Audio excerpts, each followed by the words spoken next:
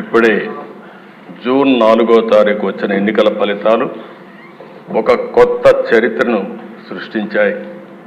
ప్రజా చైతన్యానికి నిదర్శనంగా నిలిచాయి. మీరు చూస్తే దేశ 93% స్ట్రైక్ రేట్, 57% ఈ కూటమికి ఓట్లు పడ్డాయి. ఇది నా రాజకీయ జీవితంలో ఏ పార్టీ కూడా, నందమూరి తారక రామారావు గారు పార్టీ పెట్టినప్పుడు కానీ 94లో కూడా రాలేదంటే అది ప్రజలు మన మీద పెట్టుకున్న నమ్మకం అనే విషయం మనందరం గుర్తుంచుకోవాల్సిన అవసరం ఉంది. అధ్యక్ష, ఒక్కొక్క పార్లమెంట్ 70,000, 80,000, 90,000 మెజారిటీ వస్తాయి. అలాంటిది 95,000 మెజారిటీ ఒక అసెంబ్లీలో వచ్చిందంటే నేను మనస్ఫూర్తిగా అభినందిస్తున్న. గాజువాకలో 95,000 మెజారిటీ అంటే దీన్ని చూసినప్పుడు చాలా ఆనందం, ఆశ్చర్యం వేస్తుంది. దీని వెనకాల కూడా దిశ చాలా శ్రమ ఉంది. ఒక్క విషయం మనం గుర్తుపెట్టుకోవాల్సిన అవసరం ఉంది. మిత్రులు పవన్ కళ్యాణ్ గారు ఇప్పుడే మాట్లాడారు. ఒక్కసారి రాష్ట్ర ప్రజానికి కానీ ఎలాంటి నమ్మకం కల్పించామంటే చాలా సఫర్ అయ్యాం.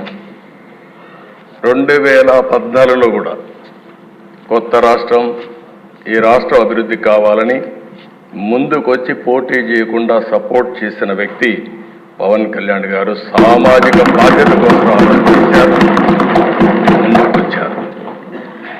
తర్వాత దిశ మొన్న ఎలక్షన్లో ఆయన్ని మేము చూసినప్పుడు చాలా సమస్యలు వచ్చాయి.